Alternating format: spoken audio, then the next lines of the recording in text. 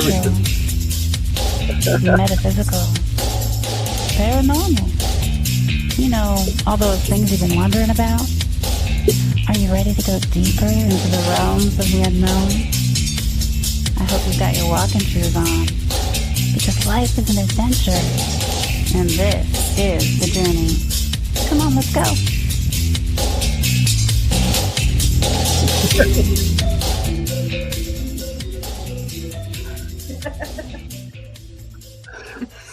Are you so giddy with it?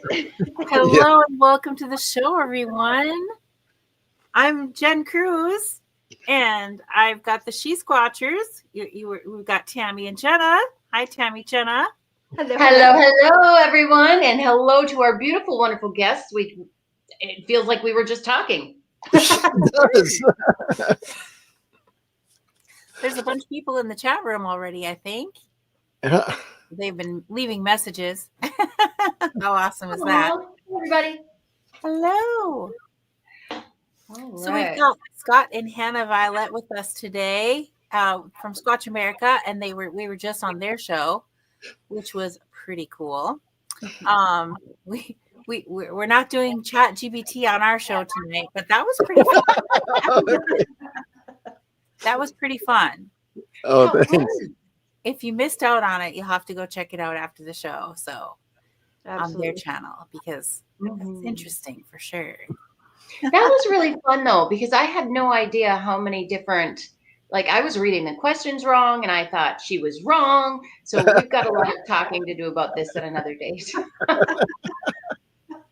Well, I think sometimes she was wrong. Yeah. In the end, it didn't really matter.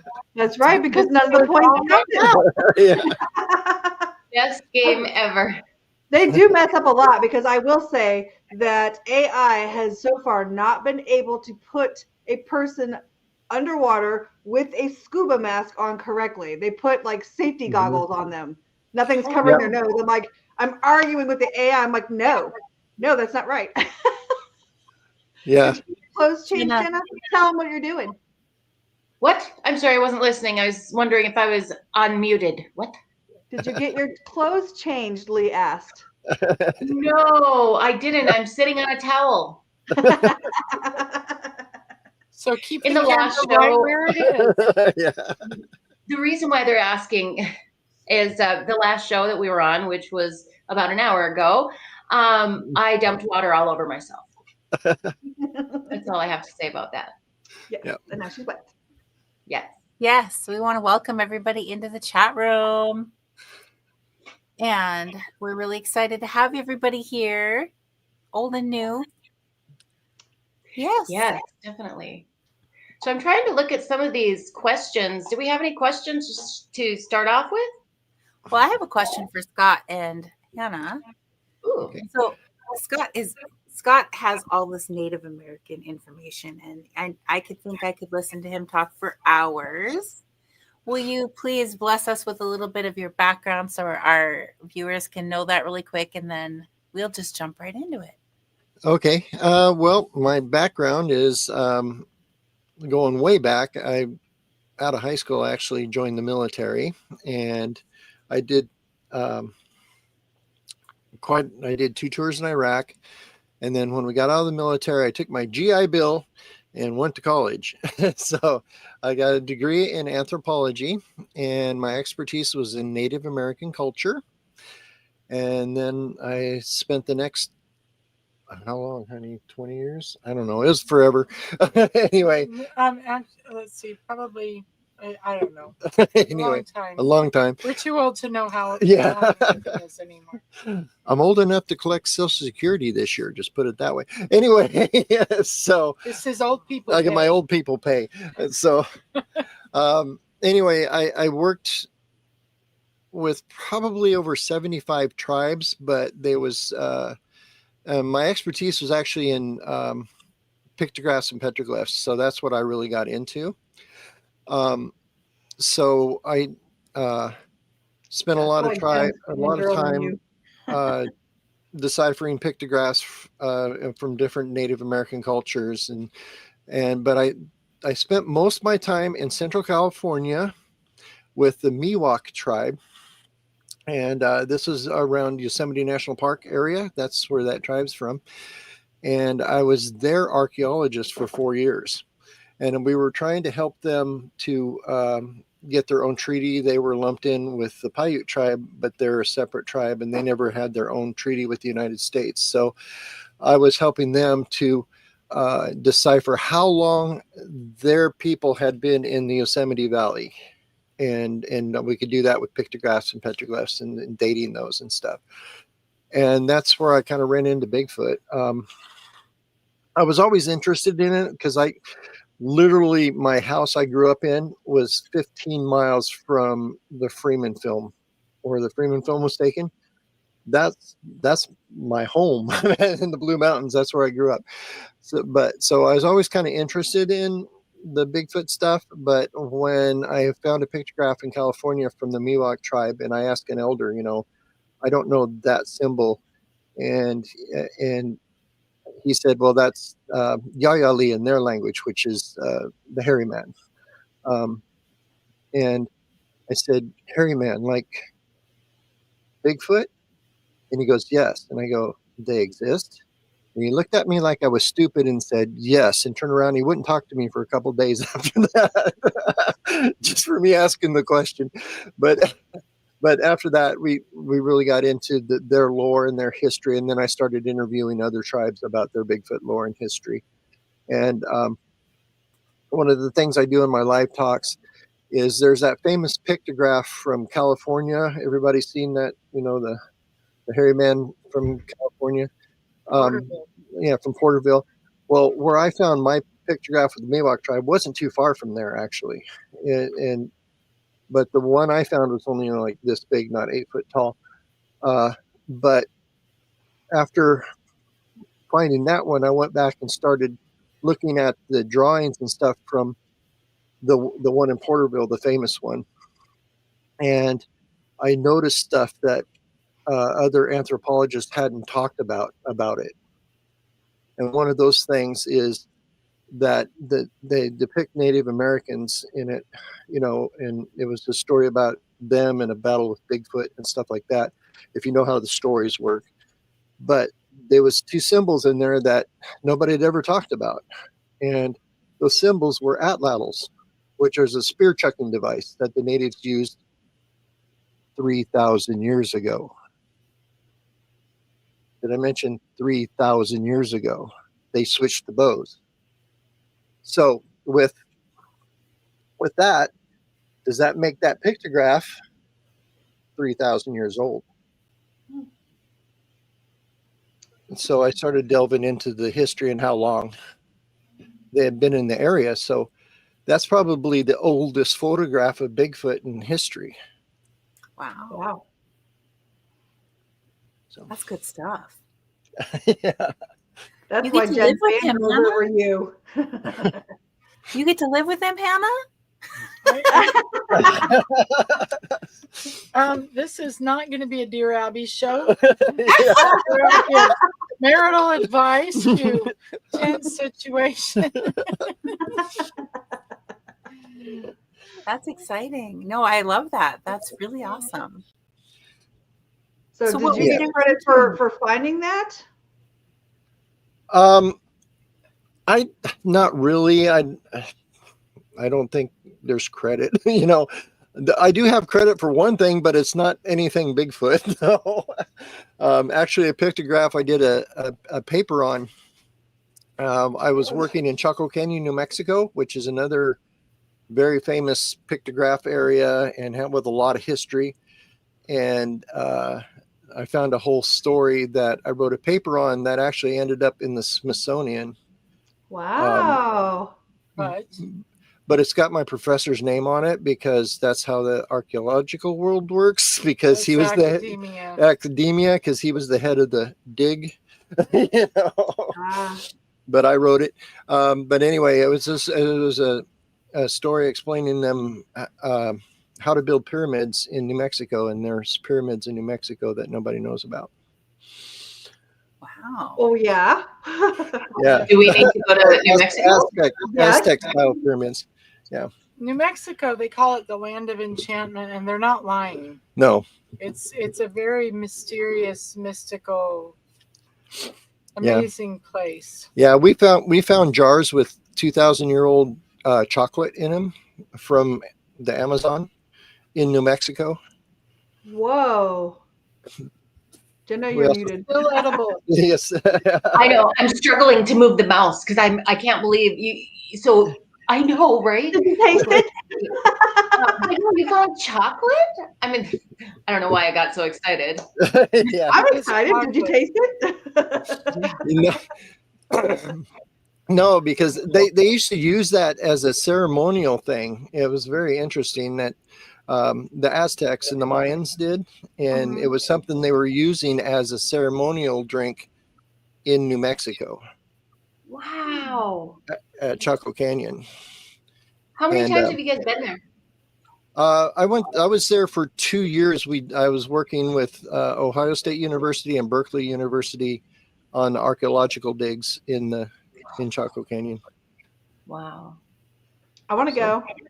Yeah, it's an amazing place, and it's got all that, like, I don't want to jump into this and sound weird, but if you're into ancient aliens, there's a lot of stuff there that makes no sense unless We're into all the things.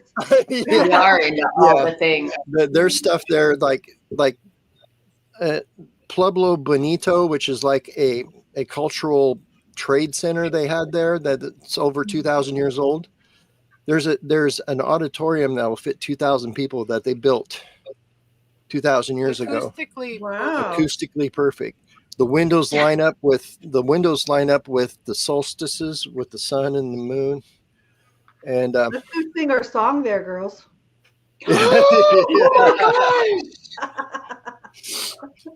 Well, let me know. I can show you all the stuff. Yeah, I'm very familiar with that area. And we love New Mexico. Yeah. We are actually the first Bigfoot researchers that were invited into the Mescalero Apache tribal lands. Wow. So yeah, we got to go squatching with the Mescalero. And we did a town hall on their reservation, and it's phenomenal. Yeah. Phenomenal. Do you still keep in contact? Oh yeah, absolutely. Yeah. Will you let them know that we're happy to come down? You just let us know when you guys are going. We'll, Yeah. Yeah. Yeah. The Mescalero Apache are very standoffish people. You've got to earn your way in. Yeah. But it took us 2 years to get in, and when we finally got in, we got approved by the tribal council, and we got assigned a guardian from the tribe who, when we're on the land, he has to be with us. So yeah, we've learned that. I don't think we have ever come across a tribe that once they open the door, it is open, and it's like you are family. And we were invited to their night ceremonies, and the whole, basically anything we need from them, it's like you just call us and we'll make it happen for you. So I want to be adopted. I'm ready to be adopted. I understand. I told Jen, I said I wanted an Indian name. She goes, maybe one day, Jenna. Indian name. Wanted to be Native American so bad. It's so beautiful. The respect for animals and the earth, and Okay, sorry. Yeah.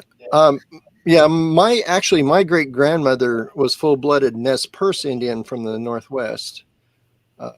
If you're familiar with the Nez Perce tribe and Chief Joseph and I will fight no more forever speech. But that's quite a few generations. I'm down to like an eighth, so I don't have a lot of Native American blood in me. But I was interesting since my great grandmother was full-blooded. I actually grew up, I knew her, and she taught my grandmother stuff. And my grandmother was a medicine woman for the tribe. So, Nice. So she taught me a lot of stuff, and I had to, as a child, I had to live through all the Native American remedies for everything. Like, if you get a stuffy head, here, chew this horseradish root. It's like, yeah, okay. That'll clear it up. Yeah. Oh, goodness. Yeah. Well, we've got a question here about the Lugaroo. Is it Lugaroo or Dogman? What did you hear from the tribes about that? And then he is wondering also about the Pukwudgies. Pukwudgies, they scare me. Anyway, actually, we got into a whole bunch of Pukwudgie lore when we were on Mount Shasta in California. And that's a creepy place. Where? Mount Shasta. I like creepy. Yeah, it not only do the natives in that area have a lot of Bigfoot legends, they are huge with little people and the Pukwudgies, and lots of stories out of that area. And people see the little people all the time on the mountain. You know, it's a volcano. You know, so it's a spooky place. I wouldn't say that the natives there are overly friendly. No. With any of them, they really is like, yeah. But beyond the the cryptid species that are reported to live there, inside Mount Shasta itself, there's supposed to be evidence of alien inhabitation. Yeah. So I mean, like, I'm ready to dig in. Give me a pickaxe. Let's go. So what are you looking for? Well, he looks, I just want to really let you know, seriously, I wasn't joking. If you guys go back down there, please let us know, because that's we absolutely will. Okay. Yeah. Good. Wait, Octopus with No Friends said that they saw a small forest person in New England. Where in New England? I used to live in New England. Tell me more. We're going to New England. We're going to New England, so yeah. Which state? Which forest? Yeah, let us know. Come on, Doc. I call him Doc Ock. Because Octopus with No Friends is too long. Doc Ock? Yeah. Doc Ock, like from Spider-Man. Like from Spider-Man, yeah. What plant is bug repellent made from, or are those trade secrets of your new company? Those are trade secrets from our new company. Yeah, you know what? I just created a free booklet about natural defense. So if you go anyway, this will be up soon. Yeah. And anyone that signs up to get more information about our bug repellent will get one of these for free. Okay. That is so cool. Yeah. So ChatGPT helped me make it. True or false? Yeah. All right. So I have a photograph. I'm going to hold it up to the camera here. That might work. From Mount Shasta. When we're hiking, we turn around and take flash pictures behind us every once in a while. Just turn around and go, over the shoulder. So that's my friend who was hiking behind me.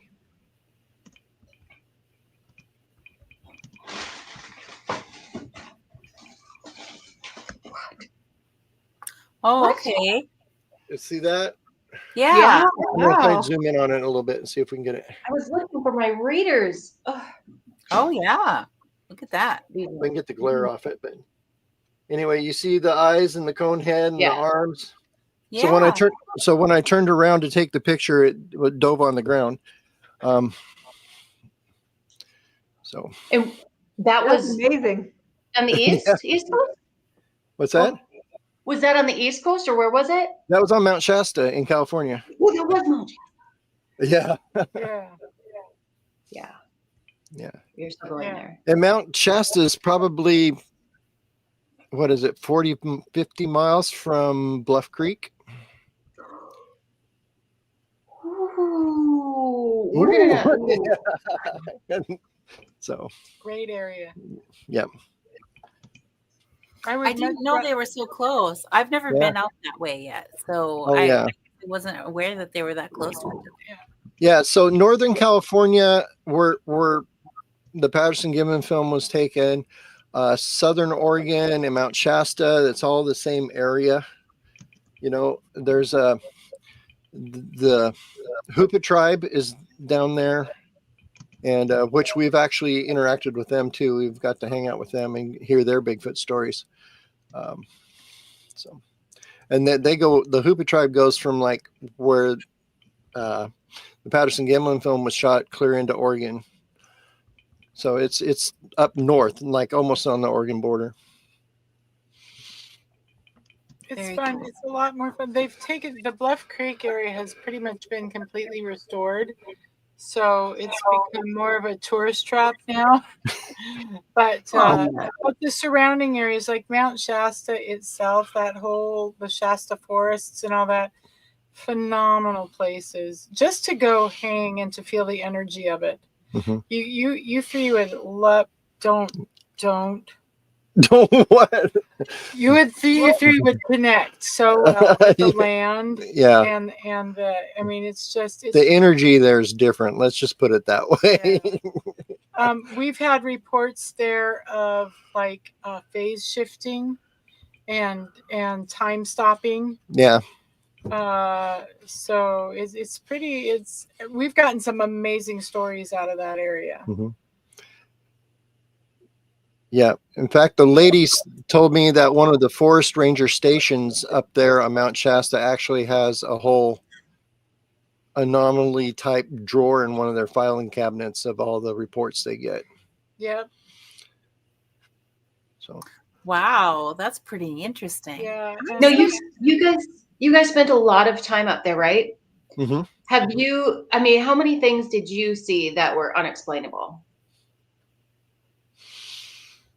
Well, that photo I showed you was one of them. Amazing. I didn't have any interaction with the little people Bigfoot or Bigfoot ourselves in that area. There's been some creepy stuff though. Silent. That's one of the things that I noticed. There'll be crickets and stuff, and then the forest will go silent. Dead silent. Just randomly. Yeah. That is always very creepy. Yeah. And I will say, even when you're, this has been my experience with the area. Of course, we always have things we're going to, and we got to go for this conference or this show or what, blah blah blah. But even when you drive past Mount Shasta on the interstate, there's something that shifts. Mm-hmm. And it's like, oh, okay. Yeah. It's just like there's a something, like, you can't put words on it, but the minute you get into the area, there's just, the air is different. The air is different. There is something, I would say there is something very sacred about that mountain area. Mm-hmm. And that's one of the reasons. In fact, the guy who got that photo for us, Raptor, was asking, "Where's the video?" That's a standard question we hear from him a lot. But he wasn't out there squatching. He was out there. They were hunting, weren't they? Mm-hmm. And the story behind that picture is his grandmother had said, "Get off that mountain before dark." And so he was just did the picture just to show, here we are, Grandma, we're on our way out. Had no idea what was going on there. Mm-hmm. And his grandma texted Grandma the picture, and Grandma said, "Get your ass off there now." Yeah. In fact, even the natives won't go on Mount Shasta. Yeah. Above a certain at night or any time of the day. Ever. Yeah. It's actually really similar. So Tammy, you're from New England. It's really similar. Their relationship with the mountain is really similar to like the natives from Maine that won't go onto Mount Katahdin. In Maine, there's a mountain in Mount Katahdin in Maine. The Appalachian Trail. All the white folks will climb it to the heart's content, but you won't find the natives going onto Mount Katahdin because the Guardian doesn't want them there. Right. And that tribe there, we got to spend some time with them too. It's the Passamaquoddy tribe in northern Maine. And so yeah, there's a really, that area, you know, the area, it just feels sacred. It feels very special and set apart, and I'm sure there's Stargate in that mountain. Yeah, that's positive. It's got to be. It's got to be. I am not kidding. People think I'm joking. No, I am not kidding about that stuff. You know, isn't it hard to explain things that you yourself don't understand what's happening and you don't know how to explain it? Mm-hmm. Yes. Yeah. You know, we've had those experiences. Even, you know, me with my scientific background and I'm trying to be grounded as much as I can. You know, we were up near a place called Leavenworth, Washington. Oh yeah. I forgot the name of the forest up there, but it's the Wenatchee. The Wenatchee Forest, yeah. The Wenatchee National Forest, yeah. Yeah, and we had one creepy night up on the mountain. We've had a couple creepy nights. Yeah. We've had several creepy nights, but it's the first time I ever seen anything like this, but it was an orb, a light, you know, that was moving through the forest, and it would disappear and reappear over here, and then it would slide, and it was dark. And it was not a firefly. It wasn't it was huge, but it was probably 50 yards from me in the forest. And the thing about it is where it was, if you hike out there during the day, it was a dense forest, and on the other side of it is a cliff that goes down. So there was nobody. I know there was nobody there, and I know you couldn't stand there. There was nothing, no ground to stand on, where this light was darting back and forth. And I did get it recorded, but that was the time I still can't explain it. It's just a weird happening. What color was it? White. White. Just a white. And you light. said it was about the size of a grapefruit? Like yeah, probably about, or even like a soccer ball. Yeah, like a soccer ball size. Okay. Oh wow, that's big. But the thing it was darting, you know, left to right in front of me, and then it would just disappear and then reappear over here, you know, and then disappear and reappear over here. I mean, in an instant too. It's like pop, pop, pop, pop, you know. So he even made me come out of the tent to look at it. Yeah. It's like little Miss go to bed as soon as the sun goes down. She's get out here. Yeah. You know, that one was the weird thing, and the other thing where we got screamed at by a Bigfoot all night, that wasn't fun. But where did that happen? Okay, so this is back in our home area of the Blue Mountains of Eastern Oregon. In fact, what it was is we met a gal whose family had owned some property in the middle of the Wallowa-Whitman National Forest. Their family never sold the property, so it's in the middle of the national forest. You got to drive through the middle of the national forest to get there. 200 acres in the middle of the national forest, and it's not fenced off. It's gated to get into their property, but she let us come in and camp there because she had some weird stuff happen. And she's she's total Squatcher. She's got Native American in her, and very, very connected with the earth and with the animal world and all those energies. And so she knew there was something going on. Yeah. So they invited us there, and it's kind of funny because we found out later we met her dad, who is in his 80s. And he asked us, you know, hey, you're the guys that were on our property. And I go, yeah. And he goes, only let one Bigfooter up there about 30 years ago. And I go, okay, who was that? And he goes, Peter Byrne. Was the only other guy to be squatching there. So, wow. Yeah, that was kind of amazing. But yeah, we spent the night there. We found a teepee structure in the middle of a downed forest. It had been quite a few years, like 6 or 7 years before that, a fire had burned through there. So there was just down dead timber everywhere. And we spent 2 days climbing through it. Yeah, we saw the structure from a distance, but it took us almost 2 hours climbing over logs to get to it. And then in the middle of this down forest, there's these trees that didn't fall on top of each other. Yeah, they were like woven together at the top and still attached root balls at the bottom. And yeah, it's like, this is very interesting. Yeah. So we were camping there. He's going to have to find his picture for you, so I'll tell the story. Uh-huh. So it was like the first full moon of. Oh, hang on. Get you. Yeah, definitely not fallen tree. No, I can't get it to. There it goes. Wow, That's a good one. I like that. yeah, that is so intentional. There's just intent with that. That is phenomenal. But so anyway, so it was like the first full moon of early summer in northeastern Oregon. There was still snow and patches on the ground. It was the first time anyone could get in there. Enough snow had melted that you could actually get in there. And walking across those fields, there was still snow and patches. It was a lot like tundra and swampy. Mushy. So anyway, so no one had been there. And like I said, first full moon.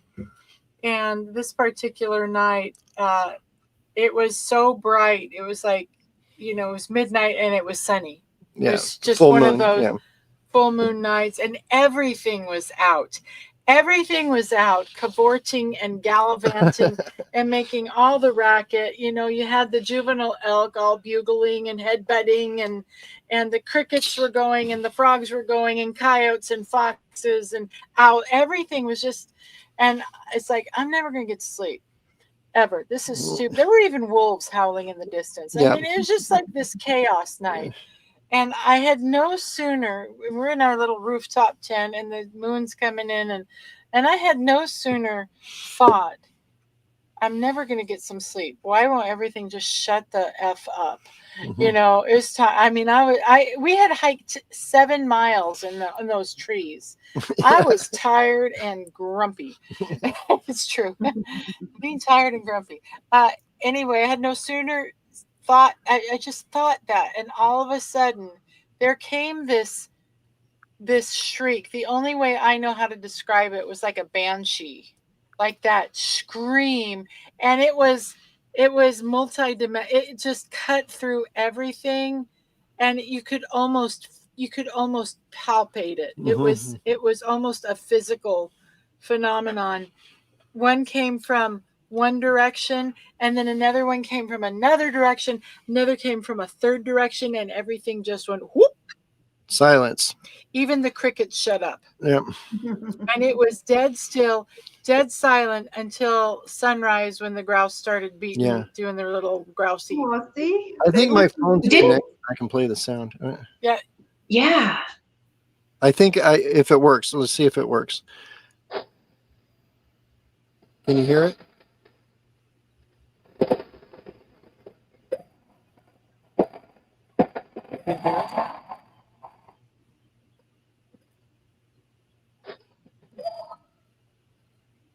Headphones, so it's playing through the system.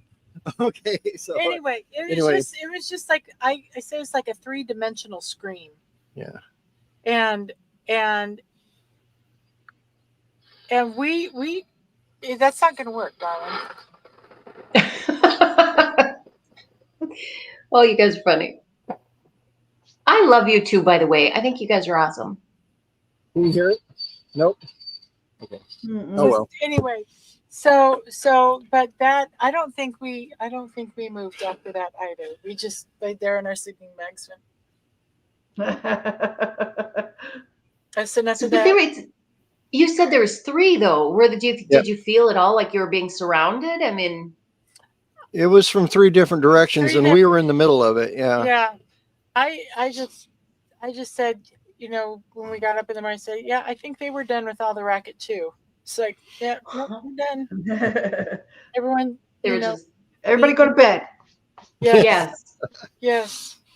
Knock off your bad selves and let us get some sleep too. It's like, yeah, the parents came home for the night. Because Hannah has spoken. Go to sleep. Yeah. But and people ask us, I think they ask me specifically because I'm the girl.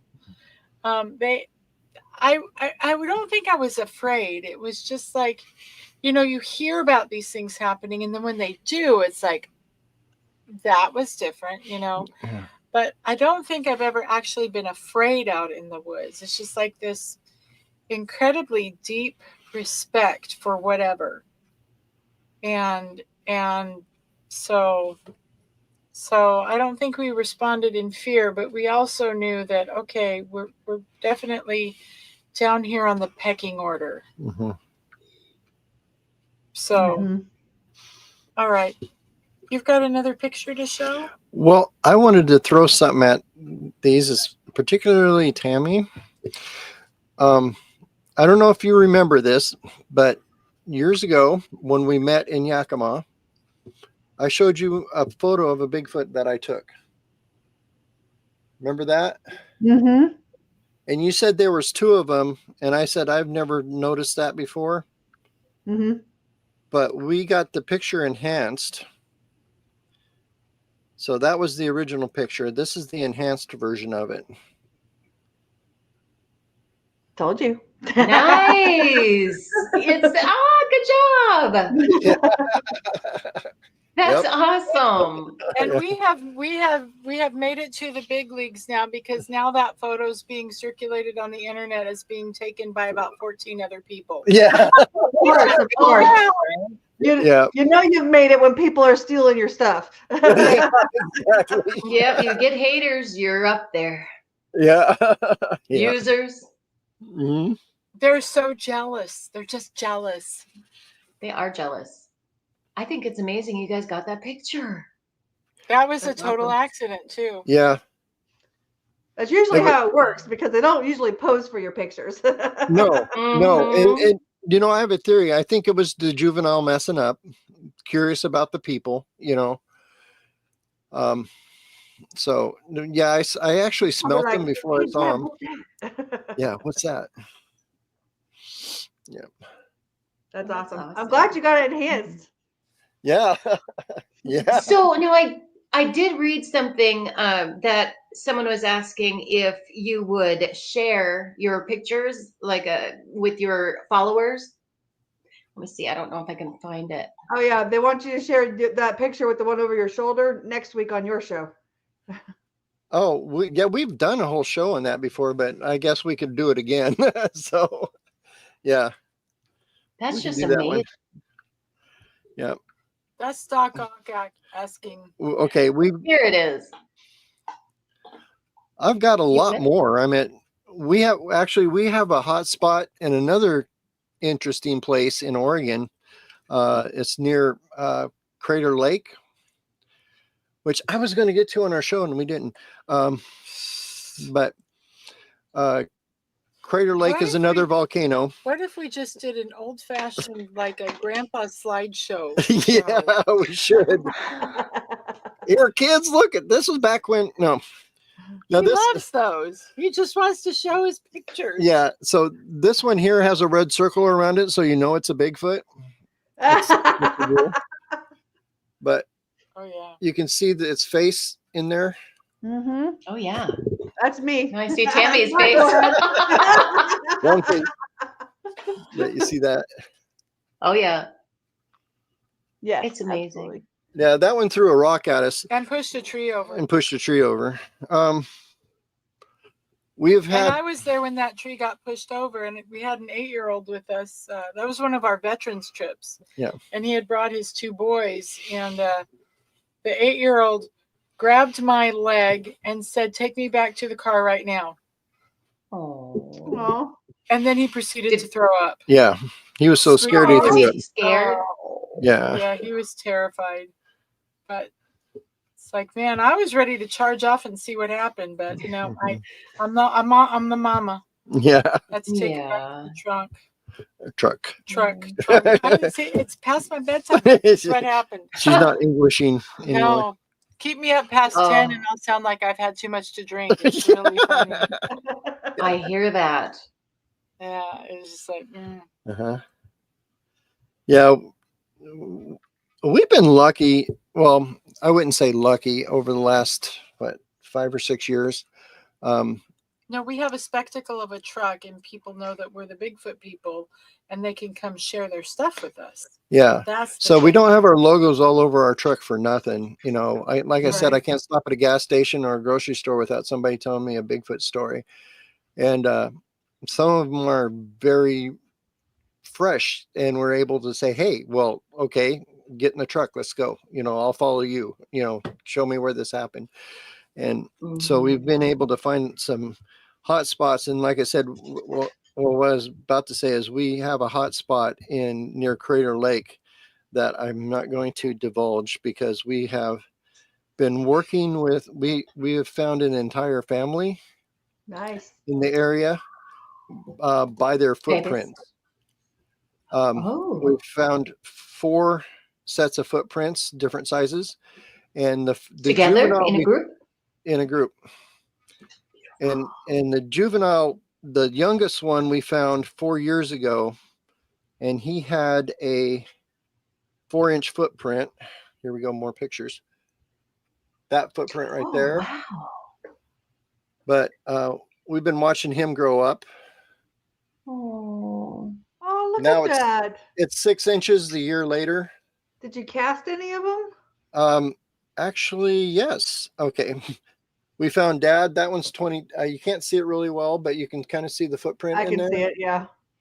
Yeah, that one's 22 inches long. That's Dad. And we've been interacting with them by leaving them puzzles. What kind of puzzles? We've been stacking rocks on logs. Oh, I've heard Like they like that? to stack rocks. And Go through we stack those up like that. Mhm. And then we come back later, we'll find them rearranged. And I got a zip forward here. Hold on. Where's those pictures? I passed them. Okay. You need to do files. I know I need to do folders. Okay. Same. I have over 14,000 pictures on my phone. I get it. Yeah. So what we did is the rock that was up here got picked up and stabbed into the log right there. There you go. There's Okay. more. You got to have hands to do that. Absolutely. And then the stack got knocked over the next night, and it got pushed in further. Oh, I see that. Yeah. Huh.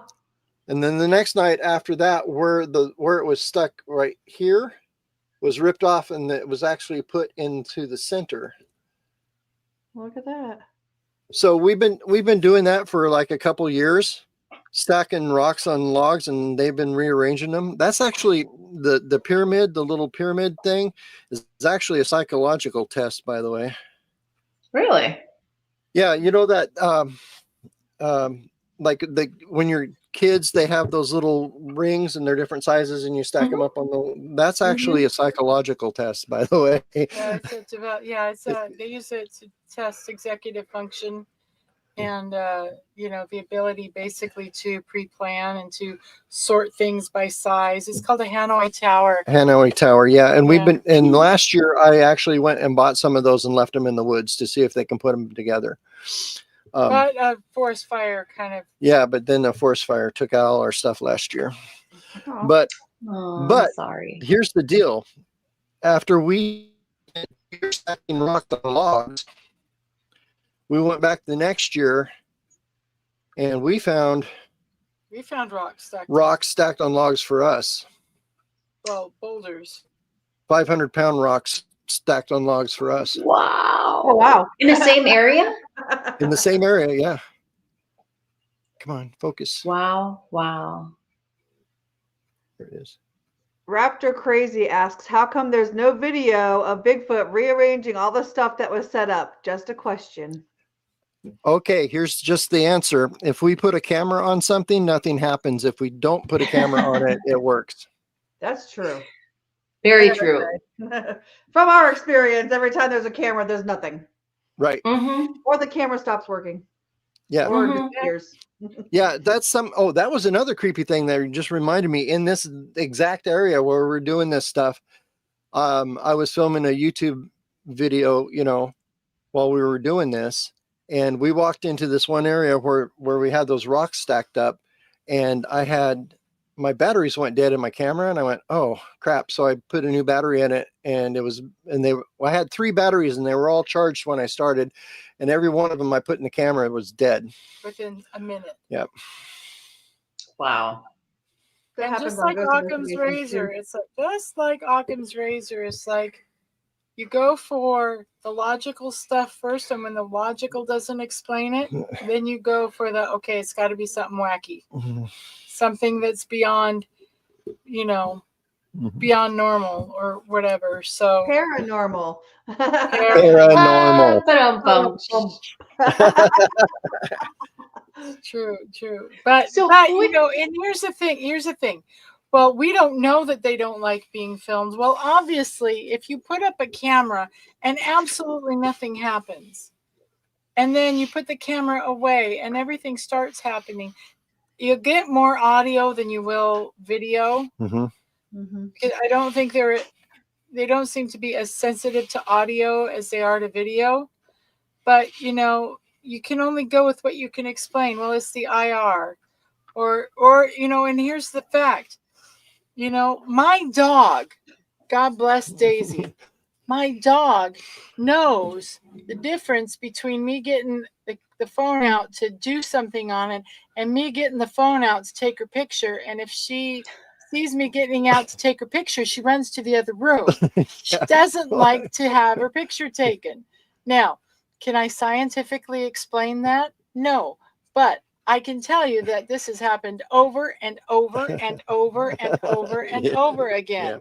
And I have a lot to of fight. cameras emit a frequency, and I can hear that high buzzing in my ear, and so can Jen. When there's a camera with a IR trail camera or anything like that, you hear it when it starts to go off. I have cameras in front of my house because I have to, but I can hear them when I come up. I can hear them turn on.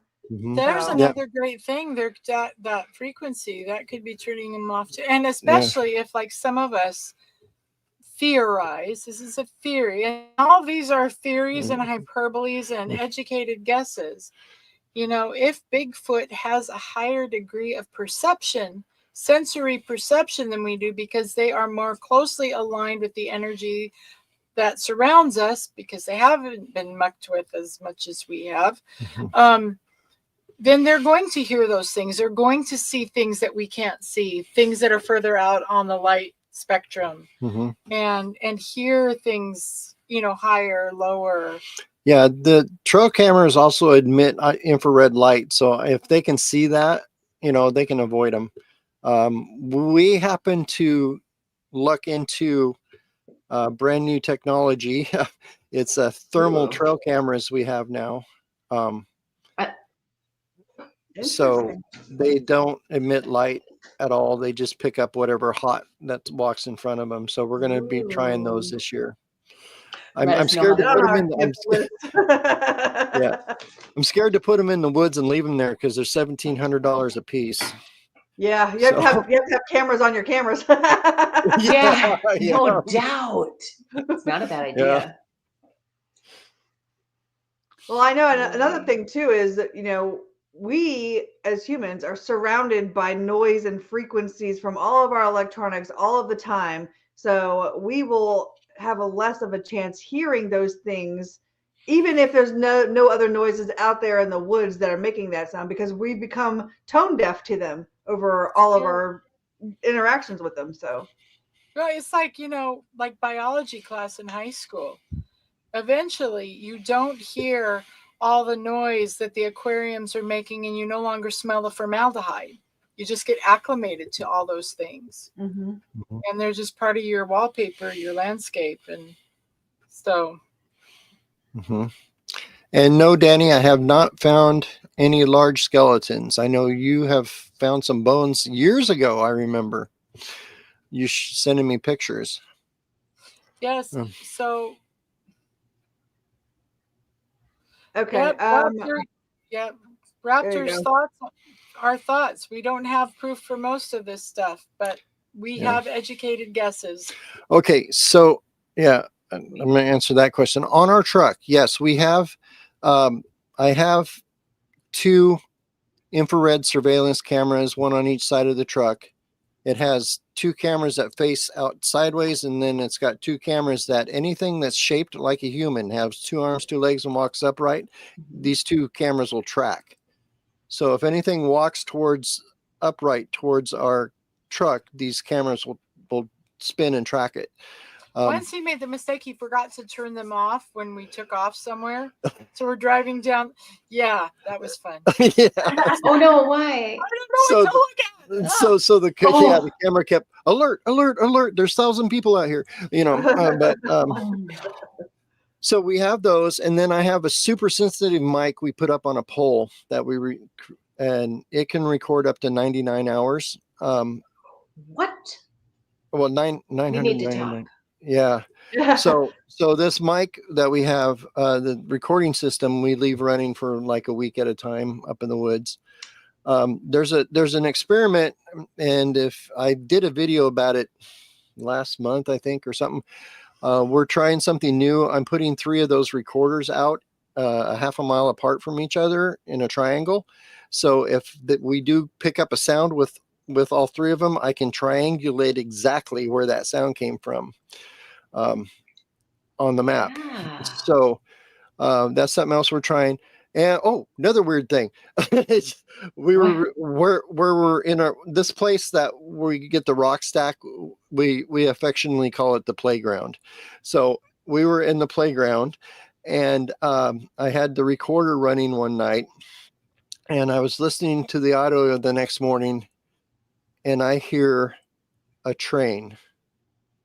Like you could hear the wheels clacking on the tracks, and the toot toot. We're 150 miles from the nearest railroad track. No. So either that's a super sensitive mic, or we just picked up a ghost train in the middle of the forest somewhere. I don't know. It was weird. I'm down with it. And how far? Yeah. I think the ghost train's it. Gotta be. Mm-hmm. Wow. And how far was it again? 150 miles to the nearest. There's no way it picked up a railroad train. We're in the middle of the mountains. Yeah. In the Cascades. Crazy. Wow. So what did you end up doing with the tape? I still have it. I got it recorded, Do you? Yeah. I kept it. You can hear something crunching in the woods, walking, sticks breaking and stuff. And you hear an owl going, hoo, hoo, and then you hear this train. Woo, woo. Maybe it was the Polar Express and it was Christmas time. It was September, but yeah. Started early. Yeah. So where do you guys put all of your stuff? I know you said you were going to get a file or something, but you've got so much information. I'm sure it's paper and audios on the clips. And what do you do with it all? How do you store it? I have a pile of hard drives, that I keep it on. And we also have our website. We post a lot of stuff on our website permanently. Okay. And actually in our camper, because we have lived in this camper now this is like a 28 inside. It's 28 feet. We've lived in this for 5 years now. 5 years, yeah. And we ripped out all the furniture to put in like workstations and office furniture. So we had storage. We live in our office chairs, and there's this is not built for comfort. It's built for squatching. Mm-hmm. So, that's a long time to be in a camper. Yeah. Well, we are looking. We're thinking that 2025 might be the year to buy property somewhere. I was gonna say, aren't you getting cabin fever? No, just mostly we need a place to store all our crap. Yeah. And we need a place to go when it's time to work on big projects like rebuilding the truck again, or opening my little herbal apothecary at some point. Mm-hmm. So we are kind of looking at maybe being more part-time on the road than full-time. If you're looking in Texas, settle down at? like in this ish area. In Texas, yeah. Texas. Yeah. I will let you guys know. There's some really good land prices going on. I'll let you know where they are just in case. Okay. Yes. Yeah. Please do. I got my realtor.com app that's always alerting me. Yeah. Yeah. I would like to kind of go further if I can, Like Jefferson? like Jefferson, Texas, which is on the Louisiana border in the bayous. He likes the swamp. Well, it's my Cajun blood, you know. Yeah. I I gotta feel like you're home. But And of course, we've got friends up in the Arkansas, the nieces live up in Arkansas, and I would like to, every time we've come to Texas for winter has followed us, and I'm not real happy with that pattern. yeah. I knew it was you. I knew it could not be me. Yeah. I'm kidding. I'm teasing. We'll take it. Gosh, Take the winner with you. Yeah. Oh, guess what? Believer 72 says Mississippi has cheap land. Actually, that's true. Yeah. And the nicest RV park we ever stayed in all 5 years was actually in Mississippi. Yeah. So I'm just gonna say that. Yeah, Pappy says. Was that the down. one in the dry canyon? No, that was Alabama. Yeah. No, Alabama has dry areas. No. Pappy says to settle down in a prime research area and conduct business from a central location. That's exactly what I want to do. Yeah. So. Yeah, Arkansas has cheap land. land. Yeah. They do have cheap land but not in the northwest corner, which apparently is the only decent place to live in Arkansas is northwest. Oh. They're a little pricey. So everywhere's pricey right now. Mm-hmm. P-Dog says, what did he say? I have a really interesting story. About something spooky. Ooh, we like spooky. Well, you know what? I think we only have 3 minutes left. I don't know if we have time to hear that story, but Is it a quick hear it. story? You probably want to share about Project Yeti. Oh yeah, I do. Before we go, yeah. Okay. By the way, okay. So come back next time. Yeah, something spooky. That's awesome. SquatchAmerica@gmail.com. Email me. Okay. There you go.